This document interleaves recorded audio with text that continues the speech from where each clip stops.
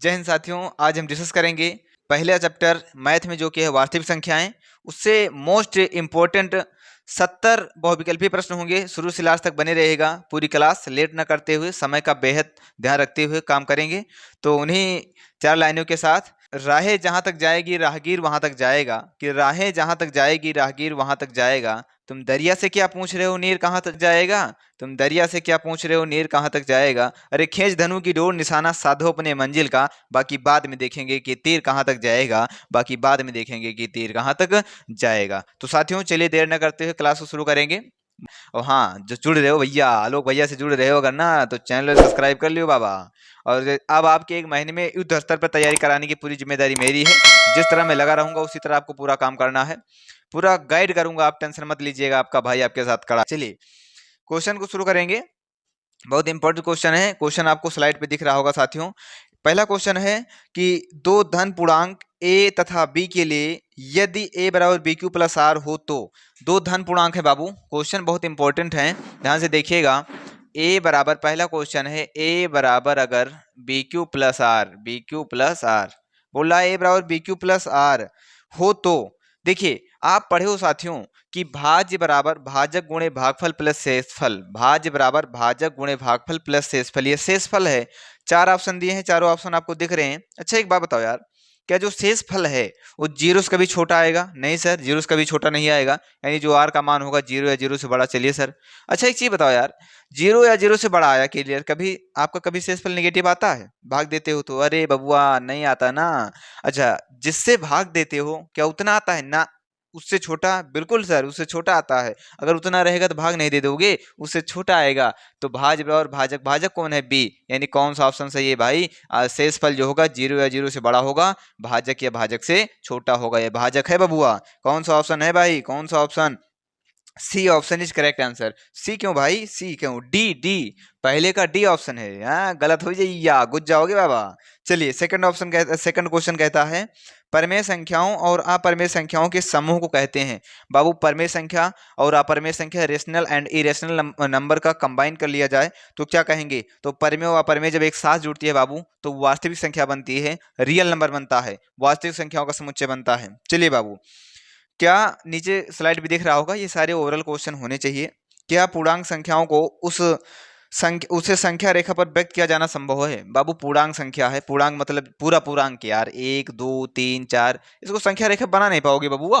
अरे बना लो भाई, जैसे 1 2 3, इधर मान लो 0 है, ऐसे संख्या रेखा क्यों नहीं बना सकता? -1 तो संख्या रेखा पर बनाया जा सकता है। हाँ बिल्कुल सही है, कोई दिक्कत नहीं है, यानी हाँ second option is correct answer. चौथा कहता है प्राकृतिक संख्याओं के संग्रह में शून्य समेत ऋण संख्याओं को शामिल किया जाए तो यह कैसी संख्या होगी? सुनिए, प्राकृत संख्या, प्राकृत संख्या किसे कहते हैं? प्राकृत संख्या जानते हो किसे कहते हैं? प्राकृत संख्या सभी धनात्मक पूर्णांक प्राकृत संख्या कहलाते हैं।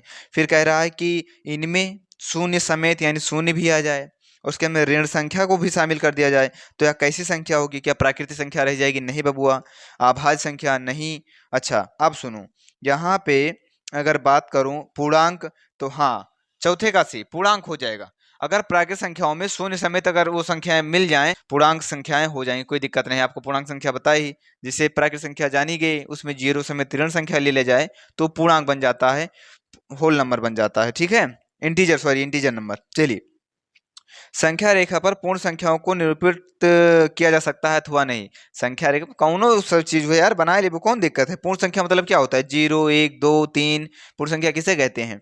प्राकृत संख्याओं में जीरो को शामिल कर लेने पर प्राप्त संख्या पूर्ण संख्या कहलाती है। तो आराम से हो जाएगा, कोई दिक्कत नहीं भाई। चलिए आगे देखता हूँ बाबू।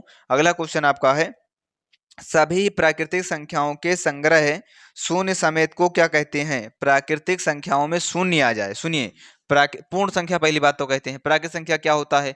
प्राकृतिक संख्या होता है 1 2 3 4 5 डॉट डॉट डॉट, सभी जितने भी धनात्मक पूर्णांक हैं वो प्राकृतिक संख्या हैं।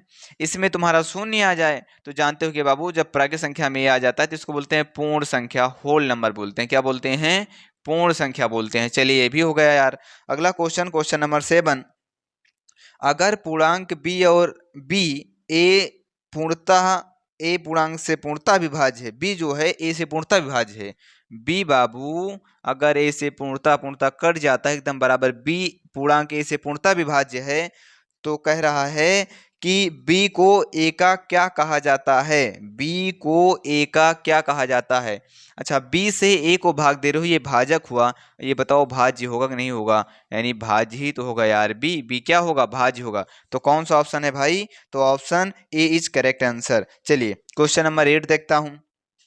क्या शून्य किसी पूर्णांक को विभाजित करता है, शून्य किसी को नहीं विभाजित करता है, ध्यान रखिएगा, याद करने वाली चीजें बाबू, शून्य किसी भी संख्या को किसी पूर्णांक को विभाजित नहीं करता है। तो कौन सा ऑप्शन है, 8 का बी, ये याद करना है, ठीक है। 9 नंबर, यूक्लिड भाजन एल्गोरिथम का प्रयोग होता है, अरे यार जानते हो क्या, निकालने के लिए। यूक्लिड भाजन परिमेय किसके लिए लगता है, मासा के लिए लगता है। तो क्या हो जाएगा बताओ, दो धनात्मक पूर्णांकों के लासा निकालने में, दो धनात्मक पूर्णांकों के मासा निकालने में, तीन धनात्मक पूर्णांकों के मासा निकालने में, या तीन धनात्मक पूर्णांकों के लासा निकालने में। तो दो धनात्मक पूर्णांकों का मासा निकालने में, 9 का बीज करेक्ट आंसर, मासा ही तो निकालते हो, ए बराबर बी क्यू प्लस आर से, ठीक है। ये सब क्वेश्चन ओरल है, ध्यान दीजिएगा। धनात्मक विषम पूर्णांक किस रूप का होता है, तो अगर क्यू रूप में है तो विषम पूर्णांक 2q प्लस एम 1 होगा। विषम पूर्णांक हमेशा बाबू सम और विषम याद कर लो, सम जो हमेशा होता है वो होता है 2m, और जो विषम होता है, विषम जो विषम होता है उसका रूप जो होता है 2m+1। एक बार याद कर लो, कल्याण हो जाएगा आपका, बहुत बार आता है। सम सदैव 2m होता है, विषम जो होता है 2m+1 होता है, विषम 2m+1, सम 2m, इसी रूप का। कहीं कहीं q दे देता है तो 2q हो जाएगा, विषम दे देता है तो 2q+1 हो जाएगा, वो अपने अनुसार जैसे भी क्वेश्चन बना रहे बाबू। चलिए, तो इसमें कौन सा ऑप्शन है, 2q+1, हाँ चलिए D option, 2q+1 D option is correct answer. चलिए आगे देखता हूं बाबू, प्रत्येक धनात्मक सम पूर्णांक किस रूप का होता है, प्रत्येक धनात्मक सम पूर्णांक कह रहा है किस रूप का होता है। 70 क्वेश्चन कराऊंगा, बहुत इंपॉर्टेंट, ध्यान रखिएगा। पर अभी यार क्लिक करो यार, क्या दिक्कत है, 2m, m नहीं है, q है, तो 2q कौन सा ऑप्शन है, C option is correct answer, 2q रूप का होता है, q धनात्मक पूर्णांक है, ठीक है। 12 नंबर क्वेश्चन, यूक्लिड विभाजन एल्गोरिथम किन पूर्णांकों के लिए लागू किया जाता है, यूक्लिड विभाजन एल्गोरिथम किन पूर्णांकों के लिए लागू किया जाता है बताओ। अरे भाई सभी धनात्मक पूर्णांकों के लिए लागू किया जाता है, ठीक है। इसको याद करना, यूक्लिड विभाजन परिमेय का कब लगाते हो, ए बराबर बी क्यू प्लस आर लगाते हो, ए बराबर बी क्यू प्लस आर। तो ए बराबर बी क्यू प्लस आर दोनों में देखते हो कि दोनों पॉजिटिव नंबर होते हैं, तो दो धनात्मक पूर्णांकों के लिए लगाया जाता है। तो क्या हो जाएगा, धनात्मक पूर्णांक यानी सभी धनात्मक पूर्णांकों के लिए, केवल धन पूर्णांकों के लिए, चलिए ठीक है, सी ऑप्शन 12 का। 13 नंबर रिपीटेड है बाबू, वही क्वेश्चन है 13, तो उसको दोबारा बोलने से क्या फायदा। 15 नंबर क्वेश्चन, दो धनात्मक पूर्णांक सी और डी, ये सारे इंपॉर्टेंट क्वेश्चन है, बिहार बोर्ड में आते हैं, बिहार बोर्ड को ध्यान में रखते हुए मेहनत की जा रही है, ध्यान से सुनिएगा बाबू। दो धनात्मक पूर्णांक सी और डी, और इसमें कंडीशन दी है, सी और डी तो है ही है, और कह रहा है सी ग्रेटर डी, सी ग्रेटर डी, सी डी से बड़ा है, यानी सी डी से बड़ा है, यानी अगर सी डी से बड़ा है और कह रहा है धनात्मक पूर्णांक सी और डी हैं, और भागफल क्यू तथा शेषफल आर। तो बाबू अब बताओ, शेषफल आर है, भागफल क्यू है, तो तुम अपना बताओ यार, तुम पढ़े हो भाज्य बराबर पढ़े हो बाबू, भाजक, भाज्य बराबर भाजक गुणे भागफल और प्लस का शेषफल, प्लस का शेषफल पढ़े हो। अच्छा, अब ये सब छोड़ो, गुणे गुणे लगा दो, ठीक है, प्लस का शेषफल आर दिया है उसको लगा देते हैं। अब समझो, अगर बाबू सी बड़ा है डी से, तो जो बड़ा होता है वही तो जो भाज्य बनेगा बबुआ। तो बड़ा कौन है सी, तो सी इधर आएगा, भाजक कौन बन जाएगा डी, यानी भाज्य और भाजक।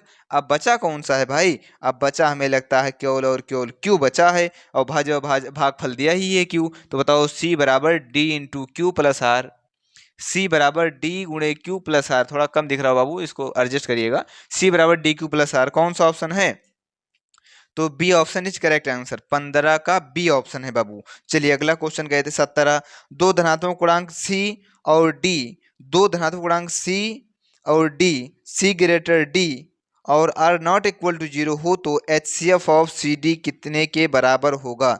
सी और डी में सी बड़ा है डी से, सी बड़ा है डी से, तो कह रहे हैं सी डी का HCF किसके बराबर होगा? तो बाबू सी डी का HCF DR के बराबर होगा, उसमें R भी है। तो सी डी का जब मासा आप निकालो, कोई भी डिजिट ले लो, जब सी डी का मान के निकालो तो DR के बराबर होगा। तो इसमें जो होगा first option is correct answer. अच्छा, क्वेश्चन कह रहा है 18। जो बाबू ओरल हैं उनको ओरल ही पढ़ना पड़ेगा, जो सोल्यूशन वाले उनको मैं बता ही रहा हूँ। रूट 18 का परमेयीकरण गुणांक, रूट 18 का क्वेश्चन है, रूट 18 का परमेयीकरण गुणांक। बाबू रूट 18 को लिख सकते हो रूट 9 और गुणे का 2, और रूट 9 का जब वर्गमूल निकालोगे तो 3 निकलेगा, यानी रूट 2। यानी इसमें मेन दिक्कत कौन कर रहा है? रूट 2। तो ये इसे रूट 2 परमेयीकरण गुणांक। देखो परमेयीकरण गुणांक, देखो परमेय का गुणांक क्या है? रूट 2। तो रूट 2 से गुणा करना पड़ेगा, इसलिए परमेयीकरण गुणांक इसमें रूट 2 होगा। ठीक है, तो कौन सा ऑप्शन है बाबू? 18 का सेकंड। हाँ, जो पहली बार जुड़े हैं चैनल को सब्सक्राइब कर लियो बाबा, है ना। लगातार वीडियो अपलोड होंगी, अब लगातार ताबड़तोड़ मेहनत होगी आपके साथ, और बने रहिए शुरू से लास्ट तक, मजा आ जाएगा। अगला क्वेश्चन 19, 45 और 60 का मासा। कह रहा है 45 और 60, क्या दिक्कत है? इसे निकालो बबुआ, 45 का नम 45 निकालो, ठीक है ना। और यहाँ से बचा का 5, यहाँ से कहा बचा बबुआ, यहाँ से बचा तुम्हारा 1, है ना। और यहाँ 45, 15 या 45, 3 बार में खत्म कहानी। और जो यहाँ पे आपका भाजक आया वही आंसर है, यानी इसका जो मासा होगा 15 होगा। कितना होगा भाई? 15, इसका मासा आएगा 15। अगला क्वेश्चन है कि एक अशून्य परमेय, स्लाइड पे क्वेश्चन सब दिख रहे हैं, एक अशून्य परमेय और अपरमेय संख्या का गुणनफल होगा। भाई अशून्य परमेय है तो ये सब छोड़ो, परमेय और अपरमेय का गुणनफल सदैव अपरमेय होता है बस। तो कौन सा ऑप्शन है? 20 का second option is correct answer. 21 number, अपरमेय संख्या को P/Q के रूप में व्यक्त किया जा सकता है। बाबू अपरमेय कहाँ P/Q में व्यक्त किया जा सकता है? परमेय संख्या P/Q में होती है ना, अपरमेय को P/Q के रूप में व्यक्त नहीं किया जा सकता, यानी 21 का ए इज करेक्ट आंसर। 22 नंबर, निम्नलिखित में से असत्य कथन पहचाने। 22 नंबर देखिएगा, स्लाइड बगल में दिख रही है, निम्नलिखित में से असत्य कथन पहचाने। एक परमेय और अपरमेय संख्याओं का गुणनफल अपरमेय संख्या होती है। तो बाबू परमेय और अपरमेय तो सत्य है, कोई दिक्कत ही नहीं है। एक सेकंड ऑप्शन जो है उसको रोको भी, वही गलत है। सी कह रहा है एक परमेय संख्या है, एक मतलब डिजिट वाला एक परमेय है। हाँ बिल्कुल परमेय है भाई, एक परमेय है, कोई दिक्कत नहीं। वितरण नियम x into Y plus Z equal to X Y plus X Z अपरमेय संख्याओं के समुच्चय में लागू होता है, बिल्कुल सत्य है। तो सेकंड देखिए, सभी परमेय संख्याओं का व्युत्क्रम अपरमेय संख्या प्राप्त होती है ना। बबुआ फंस गए भैया, फंस गए भैयो बब्बा। देखो यहाँ पे मान लो 2/3 है, इसका जो व्युत्क्रम आएगा सब लोग जानते हो 3/2। तो यार देखो परमेय तो था, लेकिन क्या व्युत्क्रम अपरमेय मिला? नहीं, ये असत्य है, ऐसा नहीं होता है। ये तुम्हारा क्या हो गया? असत्य हो गया। चलिए समझ में आ रहा है, लाइक वाइक ठोकते रहो। और जो बच्चे नहीं जुड़े हैं यार उनको बता दीजिए कि आलोक भैया मैदान में उतर चुके हैं, जरा चल के उनके साथ भागीदार बनिए और मेहनत करिए। आपको आपकी मंजिल तक पहुंचाने का मेरा मकसद है, और पहुंचा देंगे, ठीक है। हाँ हवाबाजी नहीं, मेहनत करूंगा, आपको भी मेहनत कराऊंगा। चलिए 23 नंबर, युक्ल भाजन दो धनात्मक पूर्णांकों में अरे यार घिसा पिटा क्वेश्चन थोड़ा कोनो इज्जत ही नहीं करोगे यार। मासा, युक्ल भाजन हमेशा किसके लिए यूज किया जाता है? तो मासा के लिए, HCF के लिए, ठीक है। अब आ जाइए अंकगणित के आधारभूत प्रमेय पर। अब क्वेश्चन जो आता है वो बेहतरीन क्वेश्चन है, इसको हम रफ कर देते हैं, तब आगे क्वेश्चन शुरू करते हैं। इसको बाबू पहले रफ कर दें, उसके बाद में देखते हैं। क्वेश्चन है बाबू 24 नंबर क्वेश्चन है, दो संख्याओं स्मॉल ए और 18 का लासा 36 है। दो संख्याएं हैं स्मॉल ए और 18, उसका लासा 36 है तथा मासा 2 है, तो ए का मान। बाबू फार्मूला आपको आना चाहिए, पहली संख्या गुणे दूसरी संख्या बराबर लासा गुणे मासा। तो बाबू यहाँ पर अगर हम बात करें तो पहली संख्या स्मॉल ए है और गुणे दूसरी संख्या 8 है, बराबर लासा और मासा यानी 36 और गुणे 2 है। आराम से कर लियो बबुआ, कोई दिक्कत नहीं। यानी स्मॉल ए बराबर कह सकते हो 36 गुणे 2/8। तो यहाँ देखो 2 चौको 8 और 4 9 36, यानी ए का जो मान आएगा वो 9 आएगा। ए का मान 9, कौन सा ऑप्शन है बाबू? ए का मान दो संख्याओं ए और 18 का, अच्छा 18 है, अरे ससुरा 18, तो यहाँ 18 है तो यहाँ 18 आएगा। और 18 दूना 36 और 2 दूना 4, यानी जो आंसर मिलेगा बाबू वो 4 आएगा, ठीक है। 18 है यार, बोल 18 रहे हैं, लिख हाट रहे हैं, चलो कोई बात नहीं, सॉरी। 25 नंबर, 5 15 और 20 के लासा और मासा का अनुपात। 5 15 20, 5 15 20 बाबू लासा और मासा ल्यासा और मासा का अनुपात, क्वेश्चन कह रहा है इसके ल्यासा और मासा का अनुपात। ल्यासा मासा खट से निकले बाबू, कहाँ निकले, तो ल्यासा मासा देखो 5 15 20 फैक्टर कर लिया जाए क्या, 5 इसका हो जाएगा, इसका हो जाएगा 5 गुणे 3, इसका हो जाएगा 5 गुणे 4, तो सब में जो है वो क्या आ जाएगा 5 5 5, तो इसका मासा तो 5 आ गया। ल्यासा देखो 5 5 5 तो आएगा ही, गुणे में गुणनखंड विधि अपनाते हैं, 3 गुणे 4 और आ जाएगा, 3 गुणे 4 यानी 4 3 12 25 60, 60 आएगा। तो कह रहा है इसका अनुपात तो 60/5 यानी 5 12 25 60, 12:1। कौन सा ऑप्शन है, D option is correct answer, 12:1 is right answer. चलिए 26 नंबर, अगर यक्स एक भाज्य संख्या को, एक भाज्य संख्या है उसका जब फैक्टर करते हो तो किस में जो तैयार होता है, जो गुणा में लिखते हो, जब उसको गुणे में लिखते हो, जैसे 8 का फैक्टर किए तो 2 गुणे 2 गुणे 2 आया, ये जो 2 2 2 आया है क्या है, भाज्य है कि अभाज्य, अभाज्य है, यानी जो गुणनखंड में करके लिखते हैं वो सदैव अभाज्य संख्या मिलती है। तो सुनिएगा, अगर यक्स एक भाज्य संख्या को P1 P2 P3 dot dot Pn के रूप में गुणनखंडित किया जाए, खंडित करना है, गुणा में लिखना है, तो P1 P2 P3 dot dot एक कैसी संख्या, इसे क्या कहते हैं, अभाज्य कहते हैं यार, ये अभाज्य है। किसी भी कोई भी संख्या का तुम फैक्टर कर लो, जब गुणे में गुणा गुणा करके लिखते हो तो क्या लिखते हो, गुणा गुणा लिखते हो, तो वो अभाज्य संख्या तैयार मिलती है। ठीक है, चलिए 27 नंबर, 4 की पावर n के शून्य पर समाप्त होने के लिए आभाज्य गुणनखंड में 2 के अलावा कौन आभाज्य संख्या गुणनफल के रूप में होना चाहिए। तो बाबू 2 की पावर n को अगर 0 पे समाप्त करना है तो बताओ ये 0 पे समाप्त कब होगा, ये 0 पे समाप्त तभी होगा जब बाबू 2 गुणे 5 की पावर n बने, 2 गुणे 5 की पावर n, यानी ये कितना बने, ये 5 बने, 10 की पावर n, जब तक इकाई का अंक 0 नहीं होगा तब तक 0 कहाँ से बने बाबा, दिक्कत हो जाइए। तो यहाँ से क्या करोगे, 2 की पावर n, मतलब ये तभी बनेगा जब 2 इंटू 5 हो। तो बताइए क्या होना चाहिए, 2 के अलावा कौन आभाज्य गुणनफल के रूप में होना चाहिए, तो 5 होना चाहिए, तो 5 दूने 10, अब यहाँ पे आया 10 की पावर n, अब बाबू कुछ भी कर लो, जब इसका मान निकालोगे, जैसे 10 की पावर 1 तो 10, इकाई का अंक तब भी 0 है, 0 पे समाप्त हुआ। 2 रखोगे 10 10 100, तब भी इकाई का अंक 0 पे समाप्त हुआ। क्या दिक्कत है, हुआ कि नहीं हुआ, हो गया सर। चलिए 28 नंबर, हाँ एक चीज ध्यान रखना, ये सब्सक्राइब सेव कर लीजिएगा, आलोक भैया मैदान में उतर चुका है भैया। चलो 28 हो गया, 28 ही बताना है। यदि प्रथम 13,986 अभाज्य संख्याओं का योग n है तो n हमेशा भाज्य होगा। 13,986 अभाज्य संख्याओं का योग n है, ध्यान सुनिएगा, 13,986, 13,986 इनके अभाज्य संख्याओं का योग n है। तो अगर संख्याओं का योग n है तो n का मतलब हुआ कि n हमेशा भाज्य होगा 6 से, 4 से, 8 से। तो बाबू जब आप 13,986 का क्या गुणनखंड करेंगे, कौन सा क्वेश्चन है बाबू, क्वेश्चन नंबर 28 है। 28 नंबर क्वेश्चन में जैसे गुणनखंड करते हैं तो 2 3 3 7 3 बनेगा। मैं हल किया हूं पहले बाबू, जैसे गुणनखंड 2 3 3 7 3, 3 का है 33 बनना चाहिए यार, 37, 2 3 3 7 3 37, तो 37 बनेगा, ये बनेगा। देखिए ये गुणनखंड बना, और जब बाबू इनका योग करोगे ना, इनका योग, क्योंकि योग कह रहा है, तो आएगा 55, इनका योग 55 आएगा। जब अभाज्य गुणनखंड का योग करोगे तो 55 आएगा। फिर देखो मैं इसका फैक्टर पहले से कर लिया हूं, टाइम ना बर्बाद हो, फैक्टर निकालोगे तो यही मिलेगा। तो क्वेश्चन कह रहा है n योग है तो n हमेशा भाज्य होगा। बताओ का इसका योग कितना है, 55, तो 55 का 6 से भाज्य है, नहीं बबुआ, ऑप्शन के अकॉर्डिंग करेंगे ना। बी है 4, 4 से भाज्य भी नहीं है। 5, हाँ या 5 से नहीं, 8, 8 से भाज्य नहीं है। और कह रहा है इनमें से कोई नहीं, बबुआ कोई नहीं, जब ससुरा मिलबे ना करी तो क्या करबे, जब ससुरा ना मिली तो इनमें से कोई नहीं, डी ऑप्शन इसके आंसर, काहे परेशान हो बबुआ। चलो 29 नंबर, अगर p और q दो अभाज्य संख्या हो तो अभाज्य से अभाज्य गुणा करते हैं तो अभाज्य ही मिलता है। सुनिएगा, जैसे 3 का 2 से गुणा करियो बाबा, अगर 4 का देखो क्या कह रहा है, 2 p और q दो अभाज्य संख्या, जब अभाज्य को अभाज्य से गुणा करोगे उसका रूट ले लोगे।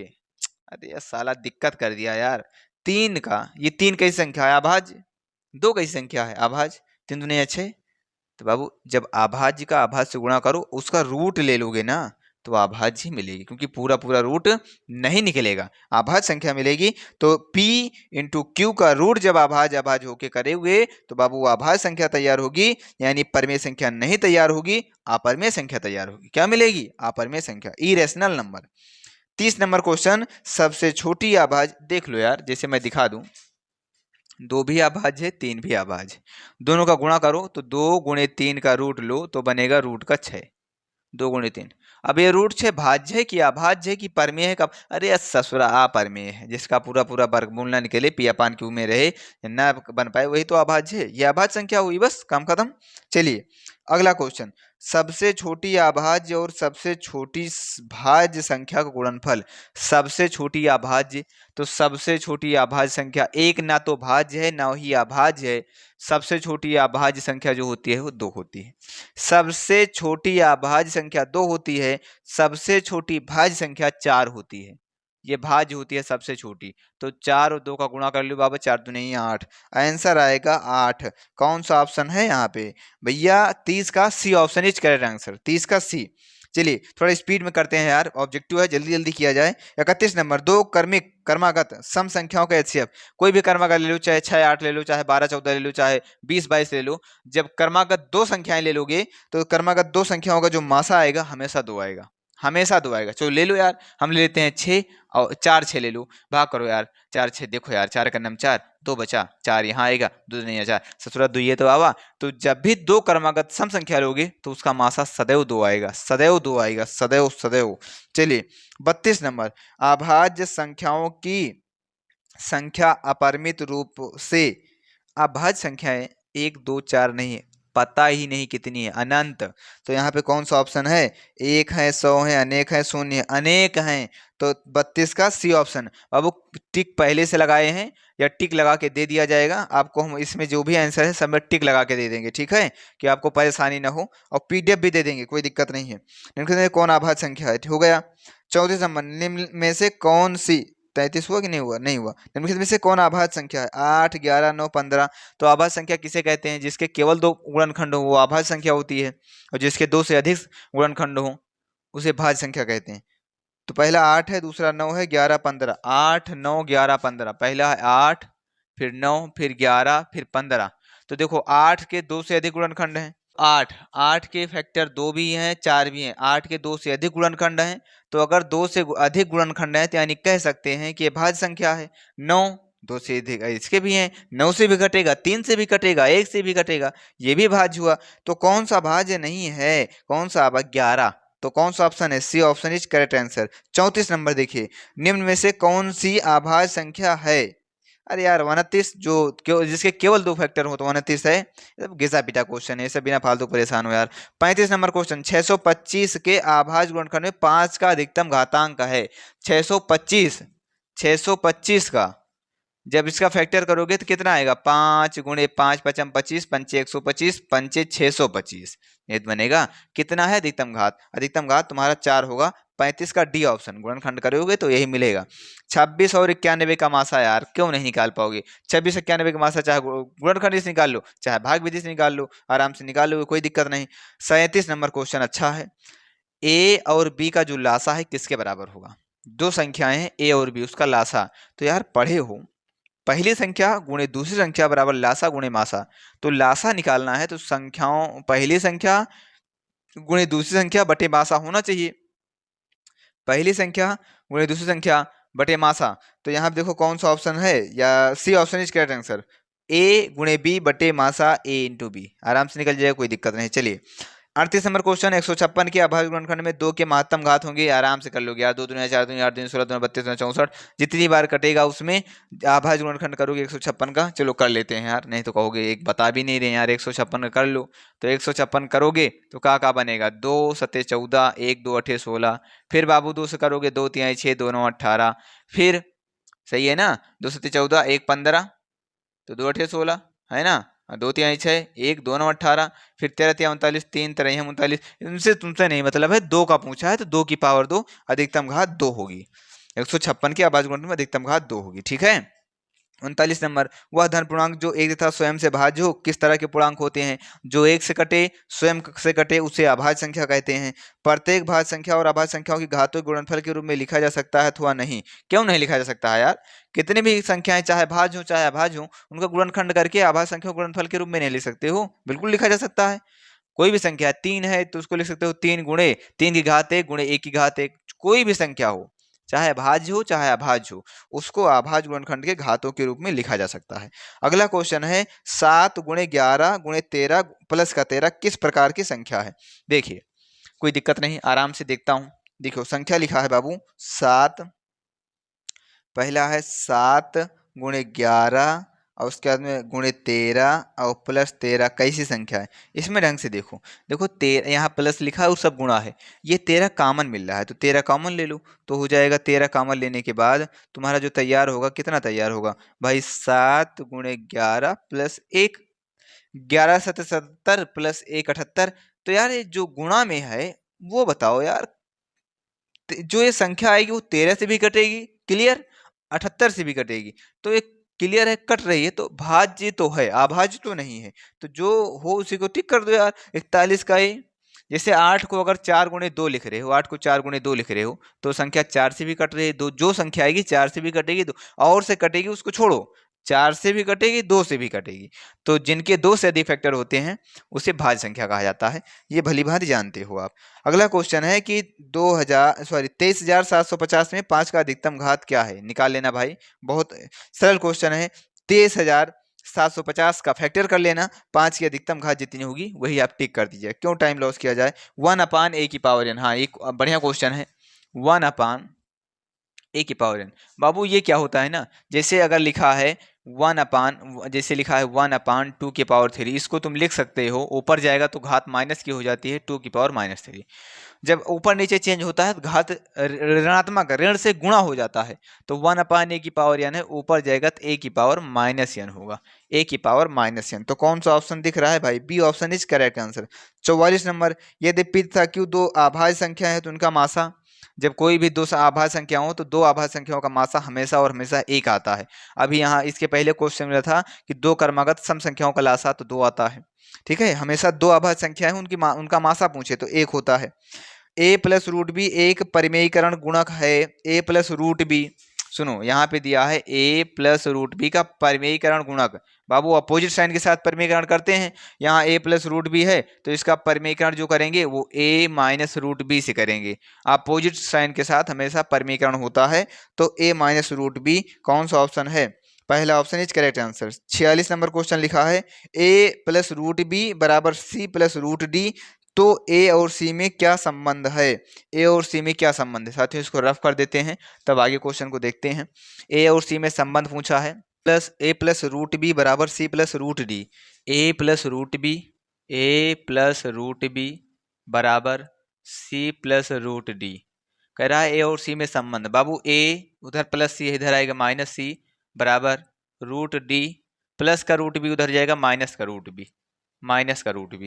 अब कह रहा है ए और सी में संबंध, ध्यान दीजिएगा, जब a-c बराबर 0 तो a बराबर c होगा, और फिर कह रहा है कि a, देखिए ये भी और ये भी जब हल करोगे बाबू तो पॉजिटिव मिलेगा, ये पॉजिटिव कब मिलेगा, जब ये मान बड़ा हो ये छोटा हो, यानी कह सकते हो a बड़ा है किससे, c से, a>c, यानी कौन सा ऑप्शन है 46 का C option is correct answer. 47 में मासा निकालना है बाबू, आराम से निकाल लोगे। मासा में क्या होता है, जो जो दोनों में कॉमन होता है उसको गुणा में लिख लेते हैं एक एक बार, वो मासा हो जाता है, और लासा में कॉमन वाला तो लिखते हैं जो सम में है, और जो कॉमन नहीं है उसको भी गुणे में लिख लेते हैं, ठीक है, निकल जाएगा।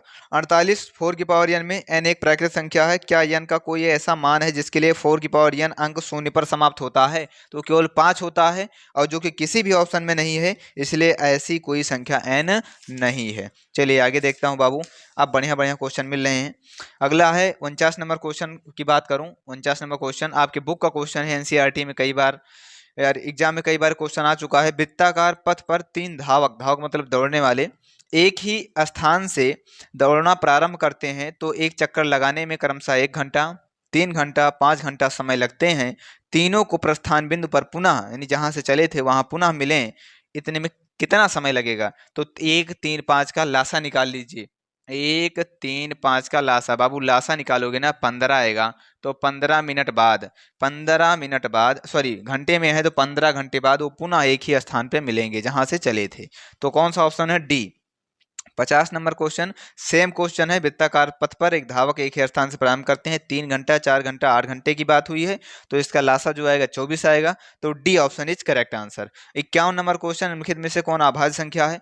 अभाज्य संख्या कौन सी संख्या होती है जिनका केवल और केवल 2 factor, only and only 2 factors, तो अभाज्य संख्या होती है। मोर देन 2 फैक्टर्स भाज्य संख्या होती है, ध्यान रखिएगा। तो कौन सी है? 23, ठीक है। 52 नंबर क्वेश्चन है, 65 और 117 का मासा, इंपॉर्टेंट है बाबू, क्वेश्चन नंबर 52। 65 और 117, तो 65 117 का जो मासा है तुम पहले निकालो। 65 तो 60 दूना 20, नहीं जाएगा, एक ही बार जाएगा, तो वो 65 आएगा, ठीक है ना। 7 से 5 घटेगा 2, यहाँ बचेगा 11, 7 यहाँ पे 1, 11 6 5 52, यानी यहाँ आएगा 65, 52 51 52, 52 51 52, यहाँ बचेगा 3, यहाँ बचेगा 1, 13। 5 से 2 घटेगा 3, 6 से 5 घटेगा 1, 13 चौको 52, 13 चौको 52, यानी 52 कैंसिल, यानी जो मासा आया वो 13 आया। तुम्हारा मासा 13 आया, उनका जो मासा है वो 65 m माइनस 117 के रूप में है, यानी 65 m माइनस 117 के रूप में है मासा, जो कि 13 के बराबर होगा। तो बाबू 65 m बराबर जब जोड़ोगे ना, उधर जाके जोड़ेगा, 7 3 10, 1 1 2, 2 1 3, तो 230, और 65 दूना 230, यानी m का जो मान आएगा वो 2 आएगा। m का मान कितना आएगा? m का मान 2 आएगा। कौन सा ऑप्शन है भाई? सेकंड ऑप्शन, 52 का second option is correct answer, ठीक है।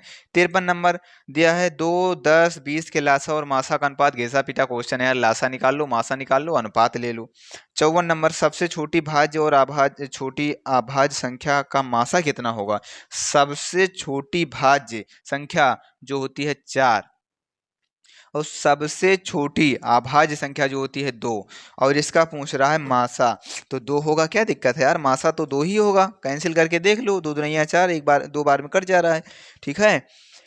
55 नंबर क्वेश्चन है, यदि ए और बी भाज्य संख्याएं हैं तो ए और बी का लासा, देखो ए और बी भाज्य संख्या है, भाज्य है, तो इसका जो लासा आएगा ए गुणे बी, यानी ए भी आएगा, ए भी आएगा। 56, 2 लगातार संख्याओं का मासा, कोई भी 2 लगातार संख्या ले लो, उसका मासा निकालोगे तो 1 मिलेगा, जैसे 5 6 ले लो 1 आएगा, 11 12 ले लो 1 आएगा, 98 99 ले लो 1 आएगा। तो अगर 2 लगातार संख्याएं हैं तो उनका जो मासा आता है 1 आता है। 5005 के कितने अभाज्य गुणनखंड हैं? अभाज्य गुणनखंड कर लीजिए बाबू, तो आप जैसे 5005 के गुणनखंड करोगे अभाज्य गुणनखंड, तो आपको 4 दिखेंगे, 4 अभाज्य गुणनखंड। 5 से काट लेना, 5 से काटोगे कटता चला जाएगा, ठीक है, निकल जाएगा आराम से। 58 नंबर, लासा और मासा का अनुपात निकल ही जाएगा, अभी बताए ही थे, लासा और मासा निकाल लो। लासा मासा जानते हो, जिसे 6 8 22 है, तो 6 8 22, इसका 6 का गुणनखंड कर लो, 2 3 6, और 8 का कर लो, 8 का करोगे तो बाबू 2 गुणे 2 गुणे 2, और 22 का करोगे तो आएगा 2 गुणे 11। जो सब में कॉमन दिख रहा है वो मासा हो जाएगा, ठीक है, और जो कॉमन है और नहीं कॉमन है उसको एक साथ गुणा में लिख लिया जाए, लासा हो जाएगा। अनुपात निकाल लो, निकल जाएगा। कह रहा है 96 का अभाज्य गुणनखंड क्या होगा? 96 का अभाज्य गुणनखंड कर लो भाई, क्या दिक्कत है, 96 क्या होगा? तो 96 का अभाज्य गुणनखंड करो, तो 2 से काटोगे, 2 चौको 8, 2 8 16, 2 24 से हम 48, और 2 बरे हम 24, और क्या 2 छंग 12, और उसके बाद 2 तिहाई 6, बताओ 2 1 2 3 4 5, यानी 2 की पावर 5 गुणे 3, ये तो बनेगा बाबू, कौन सा है? 2 की पावर 5 गुणे 3, आराम से बन जाएगा, 2 दूना 4 दूनी 8 दूनी 16 दूना 32 दूना, ठीक है, आराम से, यही वाला आपका C option is correct answer. देखिए 1 2 3 4 5 फिर 3, देखिए 2 से काटिएगा, 2 दूना 4, 4 दूनी 8 दूनी 16 दूना 32, 32 तिहाई 96, मिल जाएगा, सी ऑप्शन है। 60, दो परिमेय संख्या के बीच अधिकतम कितनी परिमेय संख्या हो सकती है? अनंत। दो परिमेय संख्याओं के बीच अनंत परिमेय संख्याएं हो सकती हैं। 61 नंबर, ये दो संख्याओं का गुणनफल 21 66 है, उनका मासा 19 है, तो लासा, बाबू बताए हैं संख्याओं का गुणनफल बराबर लासा गुणे मासा, तो बताओ क्वेश्चन कह रहा है लासा क्या होगा, तो संख्याओं गुणनफल दिया है कितना, संख्या गुणनफल दिया है 21 66, और मासा दिया है 19, 19 से काट दीजिए, लासा आ जाएगा, ठीक है, इसका लासा मिल जाएगा, तो आपका आंसर आ जाएगा। क्वेश्चन नंबर 62 है, यदि ए बराबर इतना बी बराबर इतना का लासा, यानी ए बी का लासा क्या होगा? नहीं निकाल पाओगे यार, जो कॉमन है उसको भी लिख लो, गुणे जो कॉमन नहीं है उसको भी लिख लो, कॉमन वाला सब एक एक बार लिखना है, कॉमन वाला सब में से एक बार, गुणे कॉमन नहीं है उसको भी एक बार, या वैसे कर लो। जब करोगे तो आपका जो आंसर आएगा 1680 आएगा, 1680। 43 सॉरी 63 नंबर क्वेश्चन, 144 के अभाज्य गुणनखंड में 2 का घातांक कभी लगाए ही थे, बन ही जाएगा। 47 से 379 में भाग देने पर यदि शेष 3 बचे तब भागफल क्या होगा। 47 से तुम्हें भाग देना है बाबू, कितने को, 379 को। 47 से 379 को भाग देने पर शेषफल 3 बचे तब भागफल कितना होगा। तो बताओ कितनी बार जा रहा होगा। आराम से 8 बार ले चला जाए। 8 सते 56 और 8 चौक 32, 32 5 37, ठीक है ना। देखो तो शेषफल 3 तो है, तो भागफल कितना है, भागफल है आपका 8। तो शेषफल अगर 3 है तो भागफल 8 बच रहा है। 64 का बी। 65 सबसे छोटी अभाज्य संख्या, अरे यार बता चुके हैं, सबसे छोटी अभाज्य संख्या जो होती है 2 होती है। अगर p a स्क्वायर को विभाजित करता है तो p डॉट डॉट करेगा। अगर p a स्क्वायर को विभाजित करता है तो p a को भी विभाजित करेगा, p a को विभाजित करेगा। जिसे देखो अगर मान लो 2 4 की स्क्वायर को यानी 16 को विभाजित कर रहा है तो 2 4 को विभाजित करेगा। 2 4 की स्क्वायर को विभाजित कर रहा है तो 2 4 को विभाजित करेगा। इसी प्रकार p अगर a p स्क्वायर को विभाजित कर रहा है तो a p को विभाजित करेगा। और क्या दिक्कत है, ठीक है।